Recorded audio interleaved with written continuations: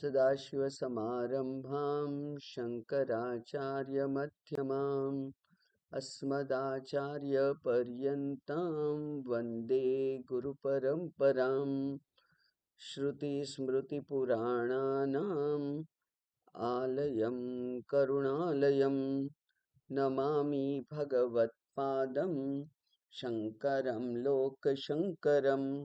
शङ्करं शङ्कराचार्यं केशवं बादरायणं सूत्रभाष्यकृतौ वन्दे भगवन्तौ पुनः पुनः। ईश्वरो गुरुरात्मेति मूर्तिभेदविभागिने व्योमवद्व्याप्तदेहाय दक्षिणामूर्तये नमः। ॐ नमः प्रणवार्थाय शुद्धज्ञानैकमूर्तये निर्मलाय प्रशान्ताय दक्षिणामूर्तये नमः। ॐ दयाकरं दयाकारं दान्तं धर्मप्रवर्तकं प्रणमामि दयानन्दं आचार्यवरं परम्। ओम शांति शांति शांति। हरि ओम। श्री गुरुभ्यो नमः। हरि ओम।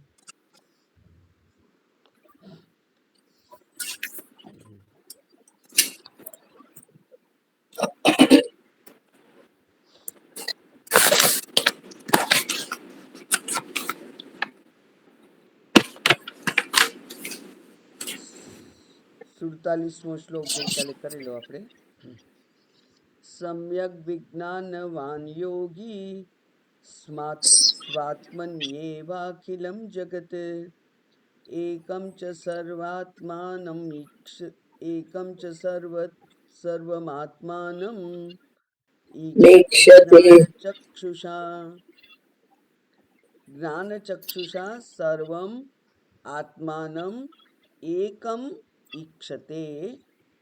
योगी योगी છે, જ્ઞાની છે, તે સર્વ આત્માઓને એ કેવી રીતે એકમ એક છે એવી જ રીતે જુએ છે।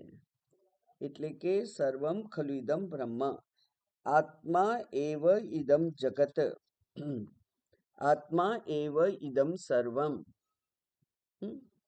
એટલે સર્વમ ખલ્વિદમ બ્રહ્મ એ ઉપનિષદનું વાક્ય। એ જ વાક્ય છાંદોગ્ય ઉપનિષદમાં છે, આત્મા એવ ઇદમ સર્વમ આત્મા એવ ઇદમ જગત સર્વમ। સર્વ જગત એ આત્મા જ છે, એટલે કે એ સર્વ હું જ છું। અને એટલે મય્યેવ સકલમ જાતમ મયી સર્વમ પ્રતિષ્ઠિતમ મયી સર્વમ લયમ યાતિ તદ અદ્વય બ્રહ્મ અહમ અસ્મિ। એ બ્રહ્મ હું જ છું, જે અદ્વય બ્રહ્મ છે તે હું જ છું। એ જ વાત હવે આગળ કરે છે। આત્મૈવેદમ જગત સર્વમ આત્મન્યોન્યન્ન વિદ્યતે મૃદો યદ્વદ્ઘટાદીની સ્વાત્માનમ સર્વમીક્ષતે। આત્મા એવ ઇદમ જગત સર્વમ ઇદમ સર્વમ જગત આત્મા એવ। આ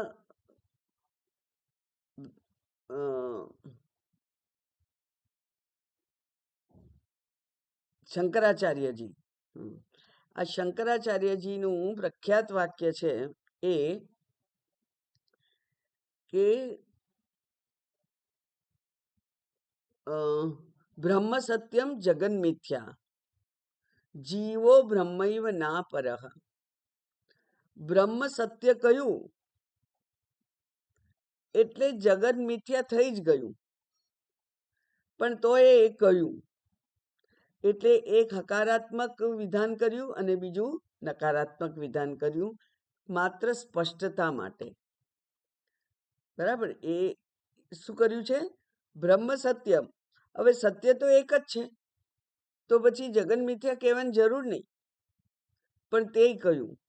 એટલે બ્રહ્મ સત્યમ જગન મિથ્યા. અને પછી એકલો જીવ રહી ગયો, કારણ કે હું તો હંમેશા બહુ જ અગત્યનો હોઉં, અને એ જીવ એ છે, જીવ એટલા માટે કે આપણે પેલું જીવત્વને પકડીને બેઠેલા છીએ. એટલે જીવની હું જીવ છું, હું પામર છું, હું સુખી દુખી થનાર છું, હું કરતા ભોગતા છું, અને હું અમુક અમુક અમુક ઉપાધિ ધરાવનાર છું. એ આપણે પકડીને બેઠેલા છીએ. અને એટલે કે છે જીવો બ્રહ્મૈવ ના પરહ. જીવ બ્રહ્મ જ છે. જીવ બ્રહ્મ જ છે. જીવ બ્રહ્મ એવ. અને તોય પાછું એનું નેગેટિવ કહ્યું કે ન અપરહ, બીજું જુદું નથી. બે એક જ છે કહીએ એટલે સરખું જ થઈ ગયું, પણ જુદું નથી એમ ફરી કહ્યું. એટલે આ એક શાસ્ત્રની પદ્ધતિ છે કે ઉપદેશ આપી અને સકારાત્મક વિધાન કરી અને પછી નિષેધાત્મક વિધાન પણ સાથે સાથે કરી દે. એટલે માત્ર આ બુદ્ધિને અત્યંત સ્પષ્ટતા આપવા માટેની એ પદ્ધતિ છે. એવું જ અહીંયા કહ્યું કે એકમ સર્વમ આત્માનમ જ્ઞાન ચક્ષુષા ઈક્ષતે યોગી. તો આવું જ્યારે કહ્યું ત્યારે સમજણ પડી જ ગઈ કે આ સર્વ જે કંઈ છે તે આત્મા જ છે. અને તોય એના પછીના શ્લોકમાં ફરી કે છે આત્મા એવ ઇદમ જગત સર્વમ અન્ય ન વિદ્યતે. એટલે બીજું કંઈ છે જ નહીં. એક આત્મા જ છે, બીજું કંઈ છે જ નહીં. એટલે બ્રહ્મ સિવાય બીજું કંઈ નથી. જે કંઈ છે તે સર્વ બ્રહ્મ જ છે. અને આપણે વારંવાર જોયું છે, એ જ પુનરાવર્તન કરવા માટે કહી શકાય કે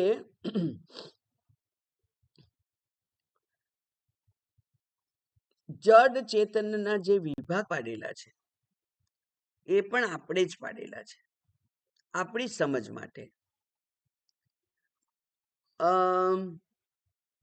સાથે સાથે એમ કહેવાય કે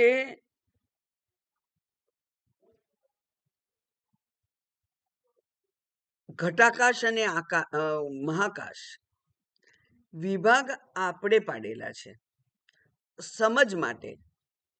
એક વખત એ શબ્દો વડે સમજી અને ગુરુ એ શબ્દો પાછા ખેંચી લે છે. એટલે કે એ જ સમજ સાથે અંતિમ ઉપદેશ નથી. એમ ઘટાકાશ કહ્યું કારણ કે વચ્ચે દિવાલ આવી ગઈ, અને વચ્ચે દિવાલ આવી એની વચ્ચેનું જે કંઈ છે એને જુદા નામથી માત્ર ઓળખીએ અને પછી માનસિક રીતે એ દિવાલોને હટાવી દઈએ. દિવાલોને જો હટાવી દઈએ તો આકાશ એક જ રહે છે.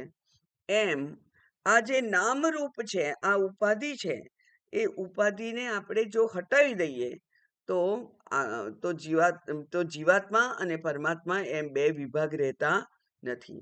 જડ અને ચેતન રહેતું નથી, કારણ કે અસ્થિભાતિ પ્રિય તો જડ પણ છે, નામરૂપ જડમાં પણ છે.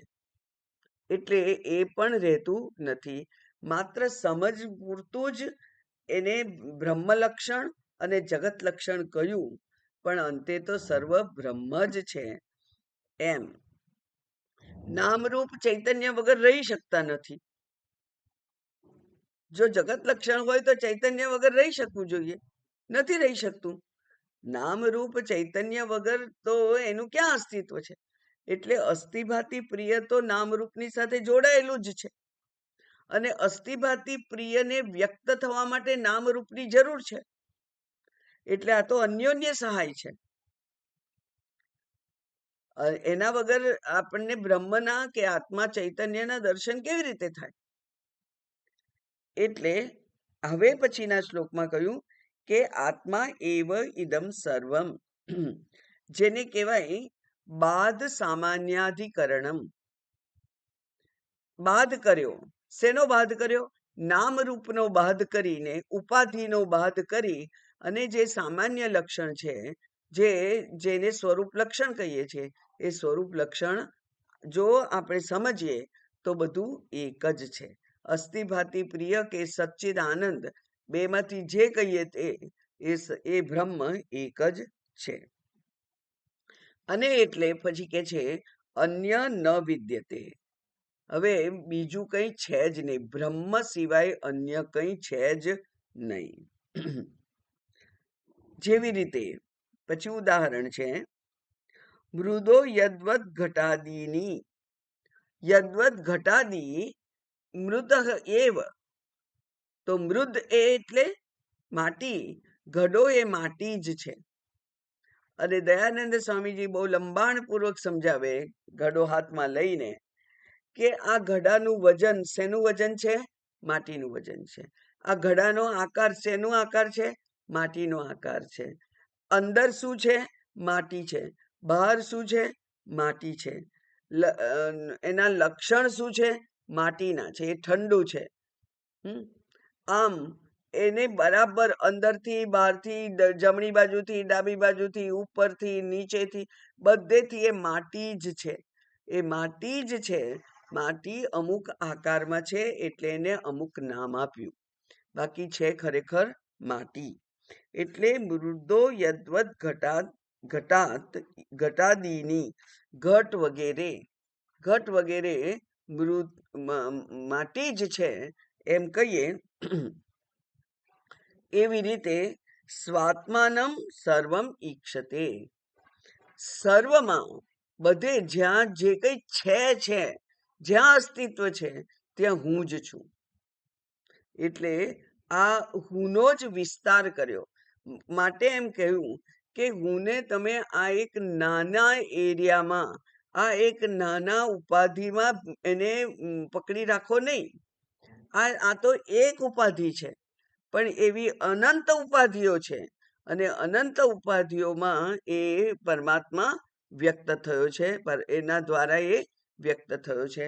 એટલે આખું જે માટીનું આખું જે જગત છે એમાં ગમે તે આકાર હોય, ઈંટ હોય, નળિયા હોય, કોડિયા હોય, ગમે તે આકાર હોય, પણ એ માટી જ છે. એમ આ જે કંઈ જગતમાં વ્યક્ત થયેલું દેખાય છે, માત્ર વ્યક્ત થયેલું નહીં, અવ્યક્ત છે એ પણ, કારણ કે અવ્યક્ત તો માયા છે. તો માયા શું છે? માયા તો બ્રહ્મ જ છે. બ્રહ્માશ્રયા માયા. તો એ પણ, એટલે કે સમગ્ર જગત એ સર્વ હું જ છું એમ. અને એવું પેલા મહાવાક્યમાં પણ કહ્યું કે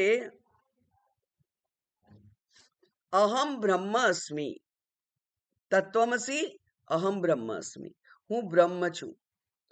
હવે આ બ્રહ્મ શબ્દને જો આપણે કોઈક જે સર્વવ્યાપી છે એ ચૈતન્ય એવું જ માનીએ તો એવું ના થાય. એટલા માટે કહ્યું કે અયમ આત્મા બ્રહ્મ. અયમ એટલે ધીસ, આ જેને આંગળી અડકીને બતાવાય એ આત્મા બ્રહ્મ છે. તો અયમ આત્મા બ્રહ્મ, તો જે આત્માને હું અડકી શકું છું એ આત્મા પણ બ્રહ્મ જ છે એમ કે સ્પષ્ટતા કરવા માટે અયમ આત્મા બ્રહ્મ એ પાછું બીજું એક મહાવાક્ય પણ છે. એમ આ 4 મહાવાક્યોને લઈ અને સમગ્ર વેદાંતને સમજાવ્યું છે અયમ આત્મા બ્રહ્મ. ઓકે, એવું કેવી રીતે કહેવાય? બધા તો જુદા જુદા છે.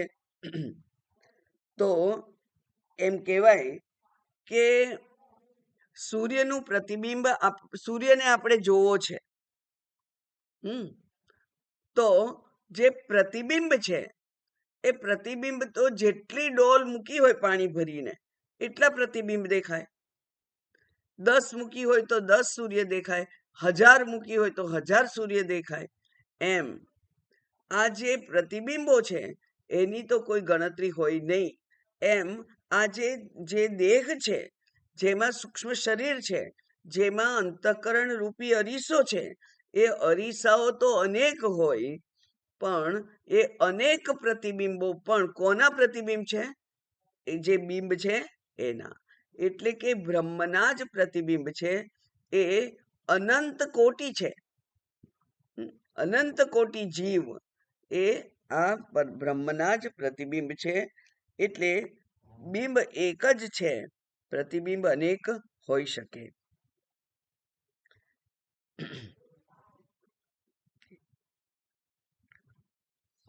હવે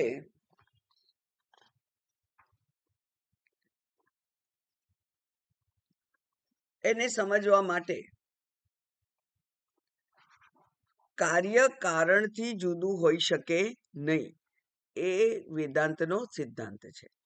એટલે કાર્યરૂપ નામાકાર એ કારણરૂપ માટીથી જુદા હોઈ શકે નહીં.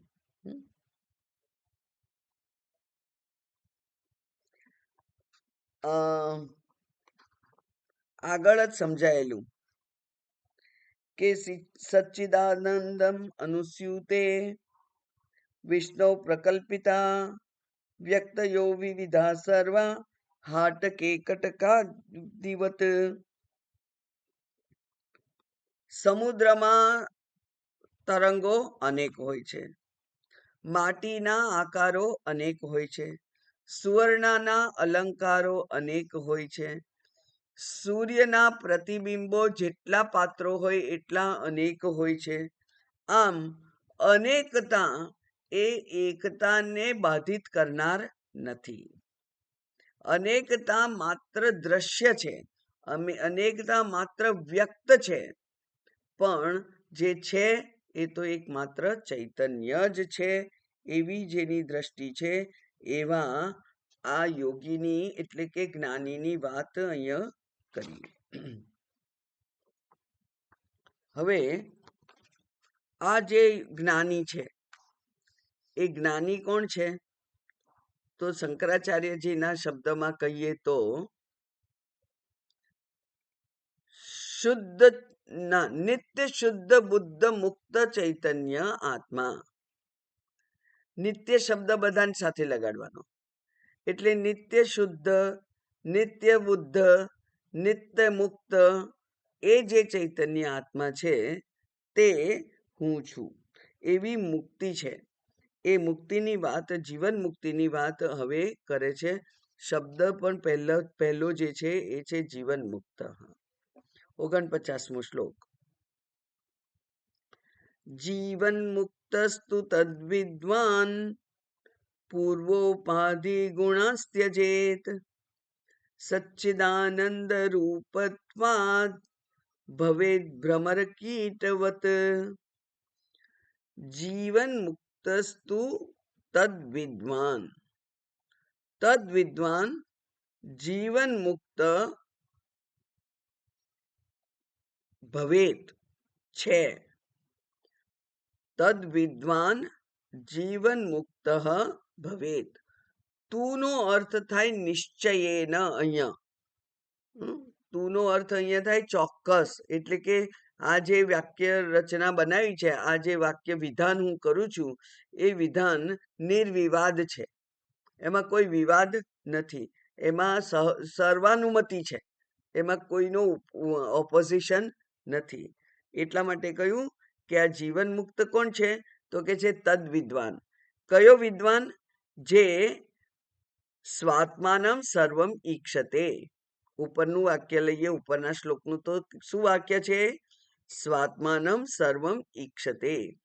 પોતાને જ સર્વરૂપે જુએ છે એ જ્ઞાની. એ કોણ છે? તો કે છે એ ખરેખર જીવન મુક્ત જ છે. કેમ જીવન મુક્ત કોને કહેવાય? એ કે છે પૂર્વ ઉપાધિ ગુણાંશ ત્યજેત.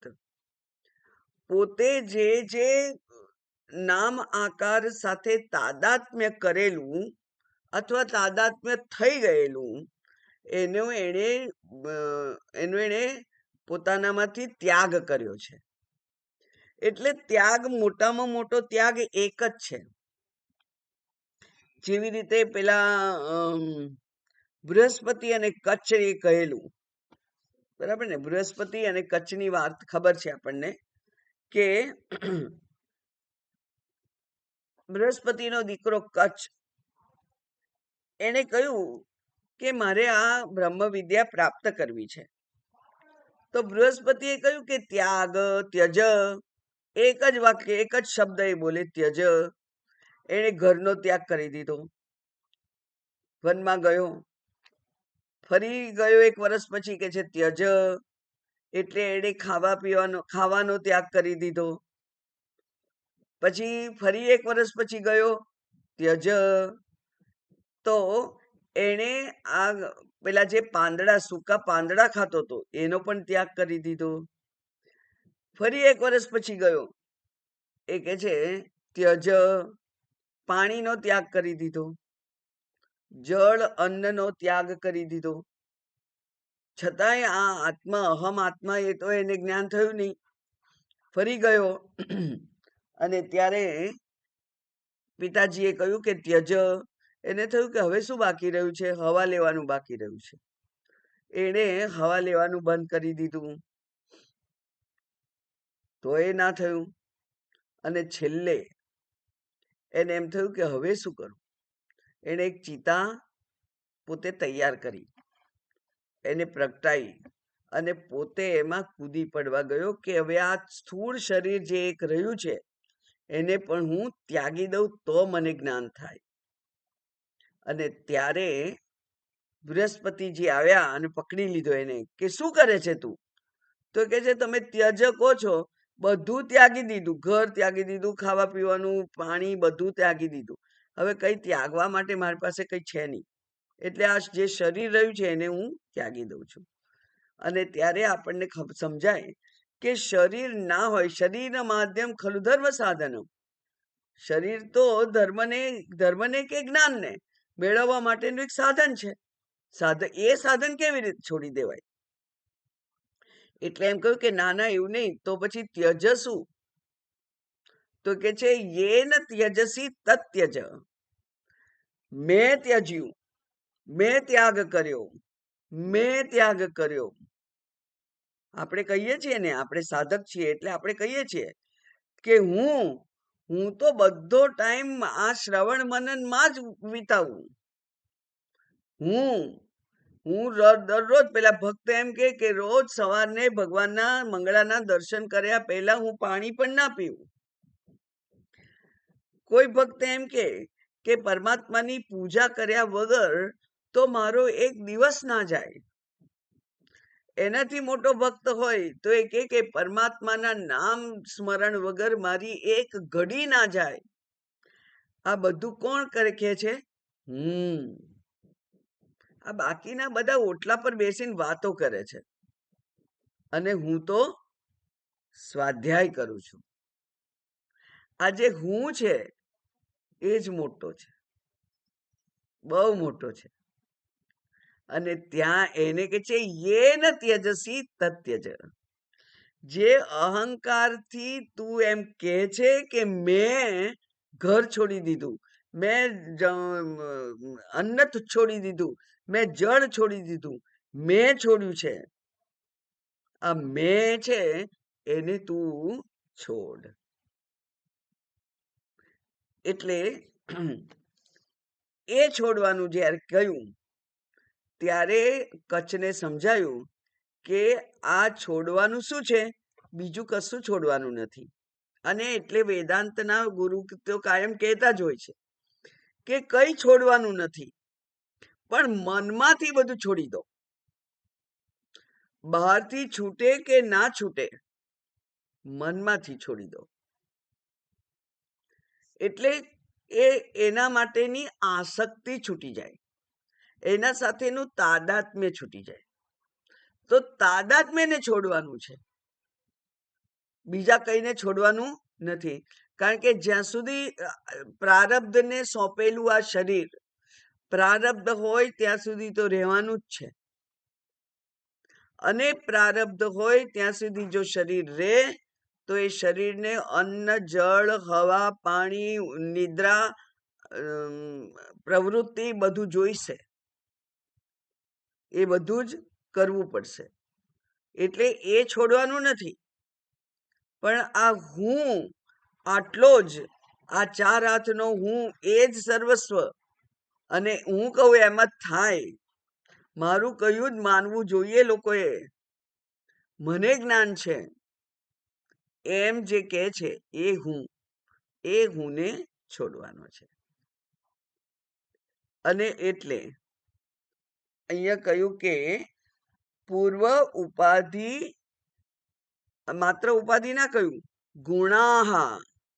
ગુણાંસ ત્યજેત, ગુણોને પણ, એટલે કે સત્વ, રજસ, તમસ અને એના બધા જે વિશેષણો હોય એ બધાને ત્યજેત, એટલે કે તાદાત્મ્યનો ત્યાગ કરવાનો છે અને સ્વરૂપનો નિશ્ચય કરવાનો છે.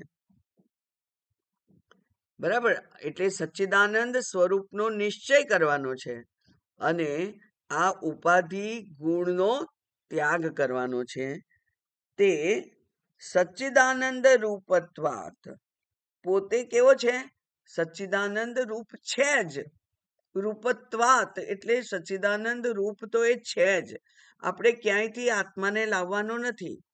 આ સચ્ચિદાનંદ પરમાત્મા હું છું જ, માત્ર એને જાણવાનું છે. કેવી રીતે? તો કે છે સચ્ચિદાનંદ રૂપત્વાત ભવેત, તું સચ્ચિદાનંદ રૂપ છું. કેવી રીતે તને એ દ્રઢ નિશ્ચય થાય? એ કે છે ભ્રમર કીટવત. ભ્રમર કીટની વાત વેદાંતમાં ખબર છે કે પેલી ભમરી એક અંદર મૂકી દે કીટાણુ, અને પછી એને ડંખ માર્યા જ કરે, તો એ કીડો ગમે તે હોય પણ સતત ભ્રમરનું જ ધ્યાન કરવાને કારણે એ ભ્રમર બની જાય છે. આવી વાત છે શાસ્ત્રમાં. અને આપણને પણ ખબર છે કે જેનું ચિંતન કરીએ તેના જેવું બની જવાય. જેનું ચિંતન, એટલા જ માટે કેટલાક ધર્મગુરુઓ કહેતા હોય છે કે આ ભૂત પ્રેતની વાતો ના કરો તમે, જેનું ચિંતન કરશો એના જેવું થઈ જવાય. તો એ કરવાની જરૂર નથી. ભ્રમની નિવૃત્તિ કરવાની છે અને એ નિવૃત્તિ કરે માત્ર બુદ્ધિથી. અહીંયા શું થાય છે ભ્રમરને? કે હમણાં ભમરી આવશે અને મને ડંખ મારશે, હમણાં એ આવશે અને મને ડંખ મારશે.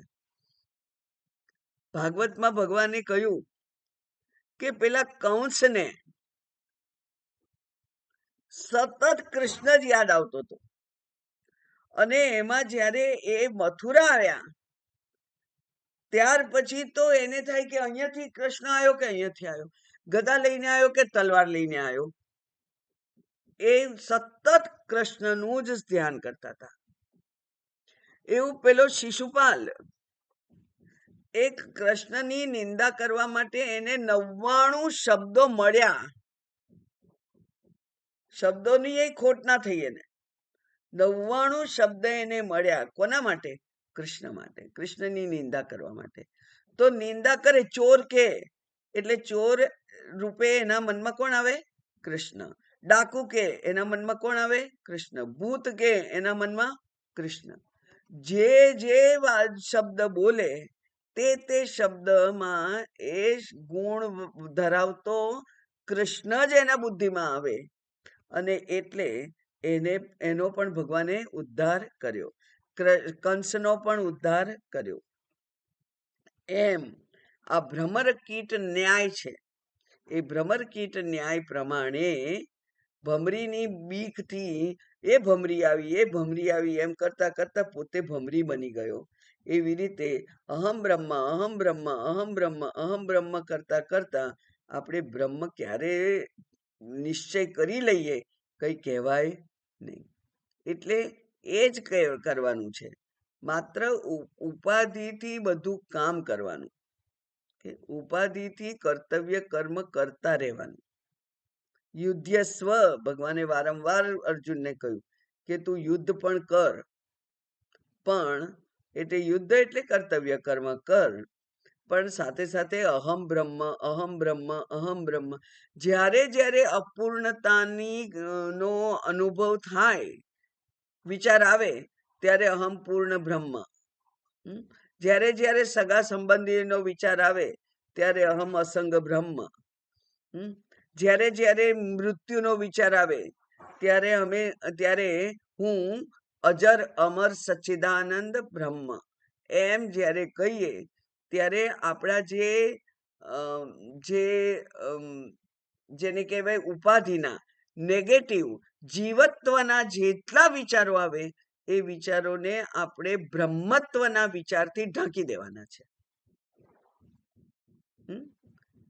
એટલે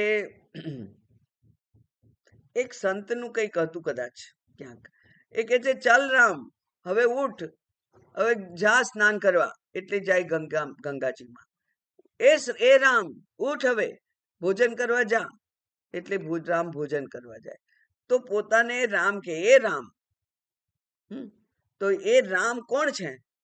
એ રામ એ ચેતન છે. એટલે પોતાને હે રામ ઉઠ, તો એ રામ ઉઠે. પછી કોણ ઉઠે? ઉપાધિ ઉઠે. પણ ઉપાધિ ઉઠે એને કહ્યું શું તમે? રામ. એટલે ચૈતન્ય રૂપે આ બધી ઉપાધિ છે. એ એમ અહીંયા પણ વાત કરી. હવે આ એમ એક ચર્ચા થયેલી છે કે વેદાંતમાં 2 પ્રકારના ધ્યાનની વાત કરી છે.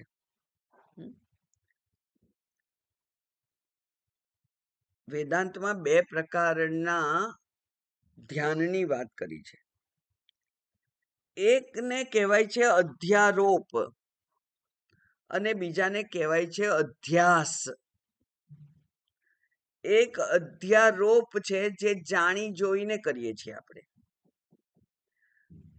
શિવલિંગમાં શિવનું ધ્યાન એ અધ્યારોપ છે. શાલિગ્રામમાં વિષ્ણુ ધ્યાયેત એ વિષ્ણુનું ધ્યાન છે.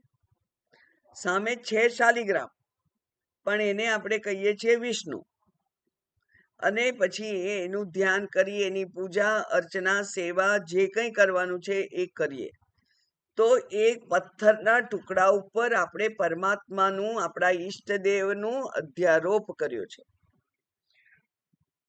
જ્યારે બીજામાં એને કહેવાય છે અધ્યાસ, જે અજ્ઞાનના કારણે છે.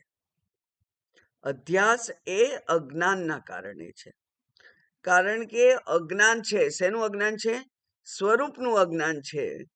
એટલે હું જીવ અને હું આ નામનો, હું સુખી દુઃખી થનાર, હું બિચારો, હું મર્યાદા વાળો, એવું જે આપણે નક્કી કર્યું છે તે છે અધ્યાસ.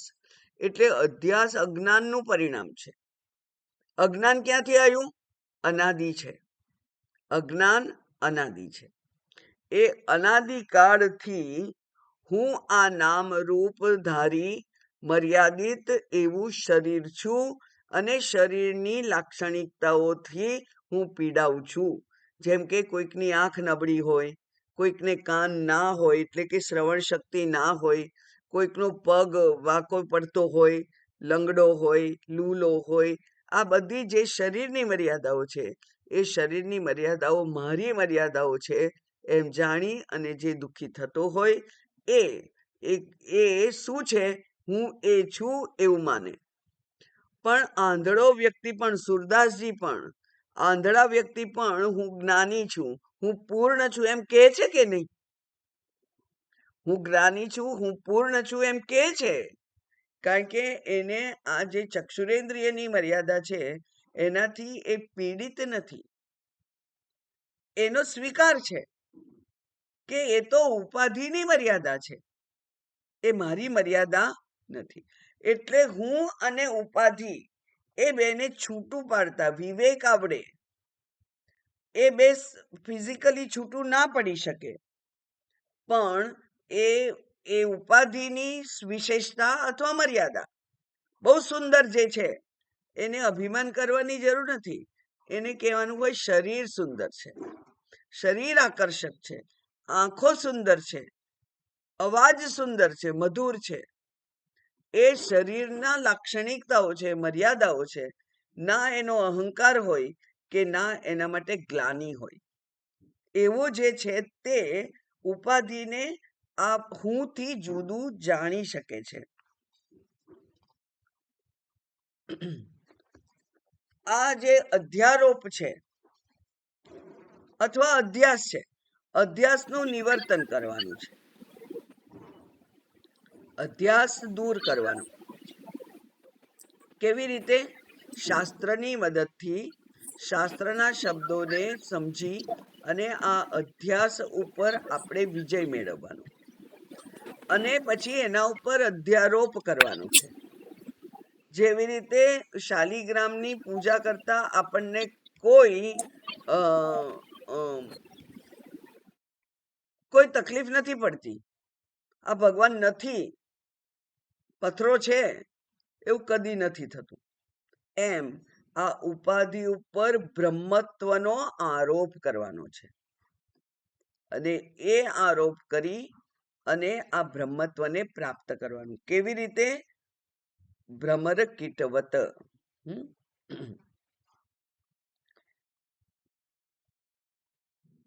પેલા અપ્પૈયા દીક્ષિતની વાત આપણે કરેલી છે ક્યારેક. દક્ષિણ ભારતના એક કવિ હતા, અને એમને એમ થયું કે હું ખરેખર જ્ઞાની છું એવું પોતે ચકાસવું હતું. તો એમણે શું કર્યું કે જ્યારે ઉપાધિની લાક્ષણિકતાઓ મારામાં અનુભવી નથી શકાતી એવી સ્થિતિ ઉત્પન્ન કરી. ક્યારે ક્યારે ઉપાધિની લાક્ષણિકતાઓ નથી અનુભવાતી આપણાથી? એક તો સુષુપ્તિમાં, ગાઢ નિદ્રામાં ઉપાધિના લક્ષણો કોઈ આપણા અનુભવમાં આવતા નથી. બહુ સુંદરતા હોય કે બહુ કુરૂપતા હોય, એ નિદ્રા અવસ્થામાં તકલીફ આપતા નથી. એક તો એ અવસ્થા, તો એનો તો દરરોજ અનુભવ થાય છે. પછી બીજી સમાધિ અવસ્થા, તો સમાધિ અવસ્થામાં પણ આવું જ થાય. અને ત્રીજી અવસ્થા છે એ છે નશાની અવસ્થા. દારૂ પીધો હોય, દારૂ પીધો હોય ત્યારે પણ આ શરીર મન બુદ્ધિનું ભાન રહેતું નથી, એટલે કે હું રહેતો નથી. તો એમને એમ થયું કે લા હું પરીક્ષા કરું, અને એમણે એમના શિષ્યોને કહ્યું કે હું મદિરા પીવાનો છું, હું મદિરા પીશ, અને મદિરા પી અને એ મદિરાના નશામાં હું જે બોલું એ ખરેખર હું છું, સંસ્કાર ખરેખર હું એ છું. અને એમ કહી અને એમણે મદિરા પીધી. અને ત્યારે જે ભગવાનના ગુણોનું એમણે જે વર્ણન કર્યું છે, જે સ્તોત્ર લખ્યું છે, એ સ્તોત્ર દક્ષિણ ભારતમાં અત્યંત પ્રસિદ્ધ છે. અને એમાં માત્ર વિષ્ણુ ભગવાનના જે લક્ષણો છે, સુંદરતા છે, એનું જ વર્ણન છે. એટલે કે વિષ્ણુ ભગવાન એમણે અંતરસાત આત્મસાત કરી લીધેલા છે. અંદર જે હોય તે જ બહાર આવે, એમ એમણે એ આત્મસાત કરી લીધેલા છે. એવું આ વિદ્વાનોમાં એક વાત પ્રચલિત છે. આમ જીવ, આપણને જીવ બનાવનાર આ શરીર નથી, પણ શરીરમાં અહંભાવ જીવત્વ પ્રાપ્ત કરાવે છે. આ શરીર નડતર રૂપ નથી, પણ હું શરીર છું એ જે નિશ્ચય આપણો થઈ ગયેલો છે એ આપણને તકલીફ કરે છે. અને એટલે આપણું ફેમસ બહુ વાર સાંભળેલું ઉદાહરણ કે પેલી પાણીની બોટલમાં આપણે સામાન્ય પાણી ભરી અને ગંગાજળમાં 1000 વર્ષ રાખીએ તો પણ એ ગંગાજળ ના બને. પણ આપણા પૂજાના જળના લોટામાં 2 ટીપા ગંગાજળ નાખીએ અને આખા લોટાનું જળ ગંગાજળ છે એમ કહી અને ભગવાનને આપણે અભિષેક કરીએ કે હું ગંગાજળથી તમારો અભિષેક કરું છું. બરાબર? તો આ જ્યાં સુધી જીવત્વને પકડી રાખીશું ત્યાં સુધી બ્રહ્મત્વની પ્રાપ્તિ નથી. તો બ્રહ્મત્વ પ્રાપ્ત નથી થવાનું, છે જ, પણ જીવત્વનો ત્યાગ કરવાનો છે. ત્યાગેન એકેન અમૃતત્વ માનશું. એકલા ત્યાગથી જ. ત્યાં કેમ ના કહ્યું કે અભ્યાસેન એકેન, અભ્યાસ કરો એટલે તમને અમૃતત્વ પ્રાપ્ત થશે, એવું કેમ ના કહ્યું? કારણ કે હું બ્રહ્મ છું એવો અભ્યાસ નથી કરવાનો. હું બ્રહ્મ છું એવો અભ્યાસ નથી કરવાનો, પણ ભૂલથી પકડાઈ ગયેલું છે કે હું જીવ છું એનો છોડવાનું છે. એ છોડો તો બ્રહ્મત્વ તો પ્રાપ્ત જ છે. એટલે આ અહમભાવ છે એનો ત્યાગ કર્યો છે. એટલા માટે અહીંયા કહ્યું કે જીવન મુક્ત કોણ છે? તો કે છે કે પૂર્વ ઉપાધિ ગુણાંશ ત્યજેત સ સચ્ચિદાનંદ રૂપત્વાત ભવેત ભ્રમર કીટવત.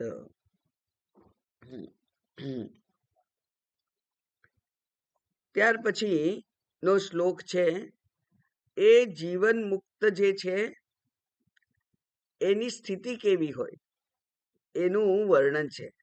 એટલે કે ફળ, આ જ્ઞાનનું ફળ શું છે એવો આ 50મો શ્લોક છે. તીર્ત્વા મોહાર્ણવમ હત્વા રાગ દ્વેષાદિ રાક્ષસાન યોગી શાંતિ સમાયુક્ત આત્મા રામો વિરાજતે.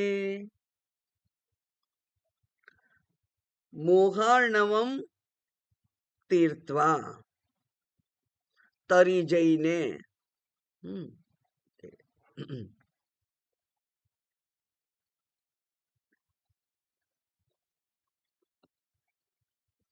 મોહાર્ણવ, અર્ણવ એટલે સાગર અને મોહરૂપી સાગર, મોહરૂપી સાગર એને તરી જવાનો છે.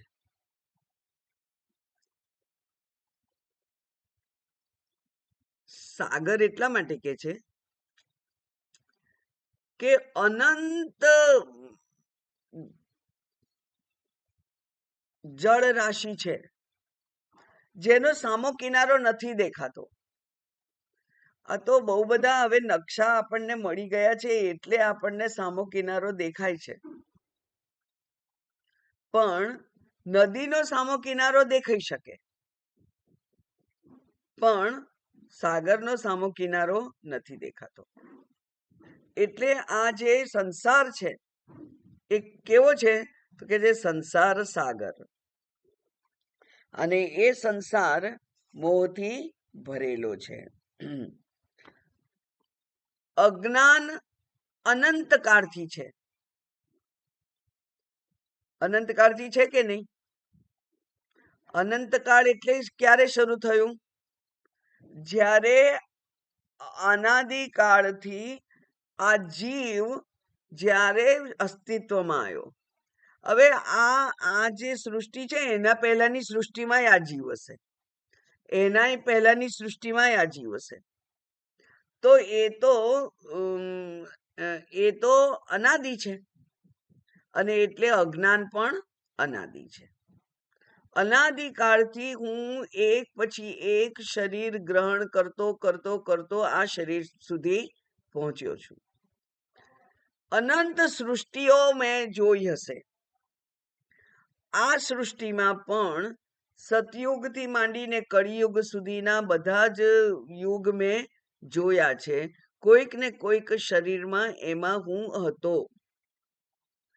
એવો જે અનંત કાળથી જે આ તરફડિયા મારતો જીવ એ શરીર ગ્રહણ કરી અને શરીરને જ સત્ય માની અને રહ્યો છે. એમાંથી આ જ્ઞાન દ્વારા એ છૂટ્યો.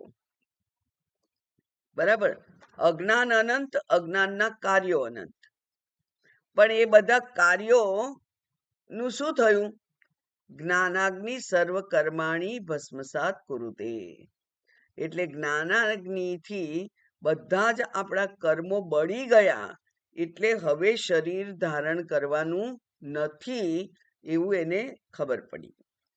એમ અજ્ઞાન અને એના કાર્યો અપાર સમુદ્ર સમાન છે અને એને પાર કરવું સરળ નથી, અશક્ય નથી. અશક્ય હોત તો કોઈ જ્ઞાની જ ના હોત. પણ જ્ઞાનીઓ છે એટલે અશક્ય નથી.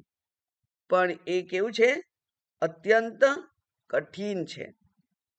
અને શાસ્ત્ર અને ગુરુના ઉપદેશથી, તત્વમસી વાક્યના ઉપદેશથી એક વ્યક્તિ છે એ પોતાની ઉપાધિમાં જે અહંકાર હતો, અહંભાવ હતો, એ છોડી અને પોતે બ્રહ્મ સ્વરૂપ થયો છે. એ બ્રહ્મ સ્વરૂપ એ થયો છે.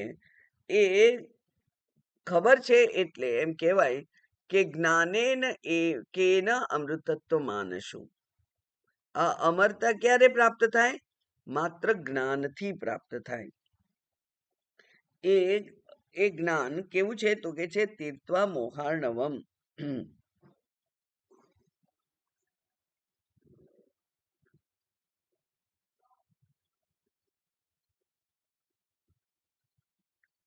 રામાયણનો પ્રસંગ એક વર્ણવ્યો છે અહીંયા. કે છે કે રામાયણમાં સેતુ બાંધવો પડ્યો ને રામજીએ, કારણ કે સાગર તરવાનો હતો. સાગર તરવાનો હતો એટલે રામજીએ સેતુ બનાવવો પડ્યો. સેતુ બનાવી અને સામે કિનારે લંકામાં ગયા, જ્યાં અનંત રાક્ષસો હતા. આખી નગરી, આખો દેશ રાક્ષસોનો. એક વિભીષણ સિવાય બાકીના બધા રાક્ષસ. એ રાક્ષસોને મારીને, એટલે અધ્યાત્મ રામાયણમાં આપણે જોયું હતું કે પૂતના નહીં, તેમાં તો તાટકા. રામાયણમાં છે તાટકા. તાટકા એટલે તટે ઉભેલા. આમ જવું કે આમ જવું, ભોગ બાજુ જવું કે યોગ બાજુ જવું.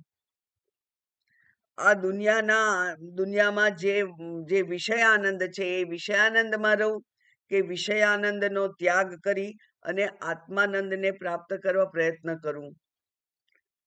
આ બાજુ જવું કે આ બાજુ જવું, એવું જે નક્કી નથી કરી શકતો એ સાધક, એ તાટકા છે. તો ભગવાને સૌથી પહેલી તાટકાને મારેલી. સૌથી પહેલી કોને મારેલી? તાટકાને. કારણ કે નિશ્ચયાત્મિકા બુદ્ધિ, વ્યવસાયાત્મિકા બુદ્ધિ એક ઈહ એટલે અધ્યાત્મ શાસ્ત્રમાં, અધ્યાત્મ શાસ્ત્ર માટે એક નિશ્ચયાત્મિકા બુદ્ધિ બહુ જરૂરી છે. એટલે મારે તો આત્માને જ પ્રાપ્ત કરવો છે. મારે આ વ્યવહારિક કોઈ વિષય જોઈતા નથી. મને વિષયાનંદમાં રસ નથી. હું બધા જ વિષયોનો શબ્દ સ્પર્શ રૂપ રસ બધાની મર્યાદા જાણી ચૂક્યો છું. કોઈ મને કાયમી સુખ આપી શકે એમ નથી. એવી જ્યારે એણે પરીક્ષા કરી ત્યારે એ બ્રહ્મનિષ્ઠ શ્રોત્રિય ગુરુ પાસે ગયો અને એમને કહ્યું કે તમે મને શીખવાડો કે એકને જાણવાથી બધું જાણે કે જણાઈ જાય છે. અને ત્યારે ગુરુએ એને શાસ્ત્રનો ઉપદેશ કરેલો. એવી રીતે પહેલા તાટકાને મારી, પછી સુબાહુ એટલે અહંકાર, જેનો અહંકાર બહુ મોટો છે, બાહુબળ બહુ મોટું છે, એ સુબાહુને માર્યો. અને ત્યાર પછી હતો મારીચ. એ મારીચને માર્યો નહીં, કારણ કે મારીચ તો માયા છે, માયાને મારી ના શકાય, કારણ કે આ શરીર પણ માયા જ છે, માયાનું કાર્ય છે, આ અજ્ઞાનનું કાર્ય છે. એટલે આ અજ્ઞાનના કાર્યને મારી ના શકાય, માયાને ના મરાય. એટલે એને શું કર્યું? એને તીરથી દૂર ફેંકી દીધો. એટલે થોડો વખત એ દૂર રહ્યો, પણ પાછી માયા તો પાછી આવી જાય. અને એટલે એ કેવી રીતે પાછો આવ્યો? સોનાના મૃગનું રૂપ ધારણ કરીને પાછો આવ્યો, વધારે આકર્ષક, લલચાવવા માટે. માયા લલચાવવા માટે પાછી આવી. અને સીતાજીને એણે આકર્ષિત કરી. અને રામજીએ એ સોનાના મૃગનું શિકાર કરવા માટે જવું પડ્યું. તો આ જે આખું અધ્યાય છે એ એવો છે કે રાક્ષસોને મારવા માટે એમણે શ્રીલંકા જવા માટે બંધ બાંધવો પડ્યો. એમ આ જે મોહાર્ણવ છે એને આપણે તરવા માટે શું કરવું પડે? રાગ દ્વેષાદીન રાક્ષસાન. રાગ અને દ્વેષ કોણ છે? તો કે છે રાક્ષસો છે. રાગ અને દ્વેષ એ રાક્ષસો છે. 5મા અધ્યાયમાં ભગવદ્ ગીતામાં ભગવાન કહે છે કે રાગ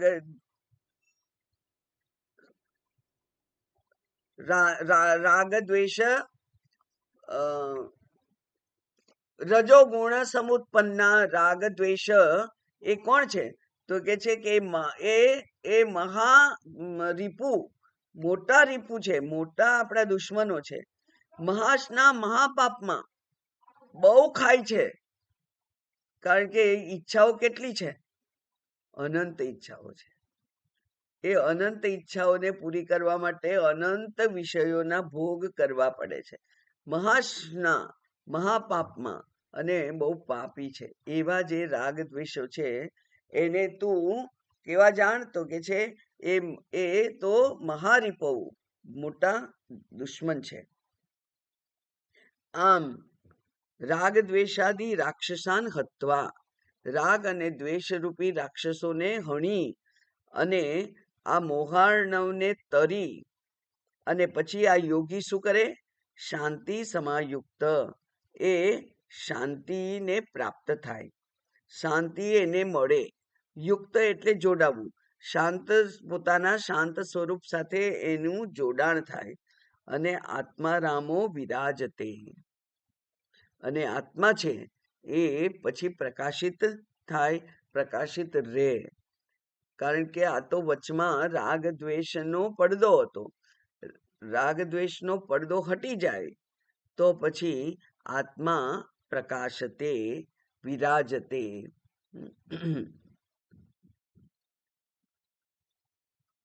આ જ્ઞાનનું ફળ છે. જ્યાં સુધી દેહમાં અહંભાવની વાસના છે ત્યાં સુધી જે દેહ પ્રાપ્ત થાય તે સર્વમાં અહંભાવ થતો રહે છે. આપણે જોયું છે કે પેલું ભૂંડ છે એને પણ પોતાનું શરીર ગમતું હોય છે. આપણને ભલે એના માટે જુગુપ્સા થાય, પણ એને તો એનું શરીર બહુ ગમતું હોય છે. તમને એક વાર્તા મેં કહેલી છે પહેલા, પણ જલ્દી જલ્દી કહી દઉં ફરી કે એક વ્યાસ ભગવાન ક્યાંક જતા હતા અને એક કીડો જલ્દી જલ્દી જલ્દી જલ્દી રસ્તો ઓળંગતો હતો. એટલે વ્યાસ ભગવાનને થયું કે આ કીડાએ કેમ કે દોડવા માંડ્યું, એટલે એને ઊભો રાખ્યો એને. પછી કે તું કેમ દોડે છે? અરે તમે હટો હટો કે અહીંયા બહુ ભારે ગાડું આવે છે. કારણ કે આ જંતુઓને તો બહુ જલ્દી ખબર પડતી હોય છે.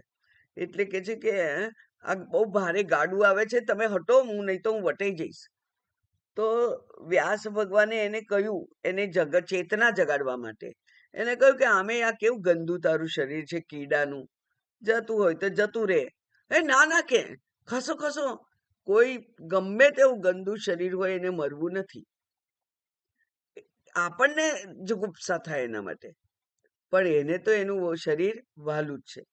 એટલે એને હટાવતો હતો. અને પછી વ્યાસ ભગવાને એને કહ્યું કે તું ઊભો રહે, તને મારા દર્શન થયા છે એટલે જ ખરેખર તારું પુણ્યનો પરિપાક થયો છે. તું આ શરીર છોડી દેશે તો તને આનાથી સારા શરીરો મળશે. અને સદભાગ્યે એ કીડાએ સાંભળ્યું અને પોતે ઊભો રહી ગયો અને ગાડા નીચે કચડાઈ ગયો. ત્યાર પછી એને જે ઉત્કૃષ્ટ ઉપરા ઉપરી ઉત્કૃષ્ટ શરીરો મળતા ગયા અને અંતે એક ક્ષત્રિય રાજા બન્યો. વિશેષતા એને એવી હતી કે આપણને પૂર્વજન્મો યાદ નથી, પણ વ્યાસ ભગવાનની કૃપાથી આ કીડાને કીડાનો જન્મ યાદ હતો.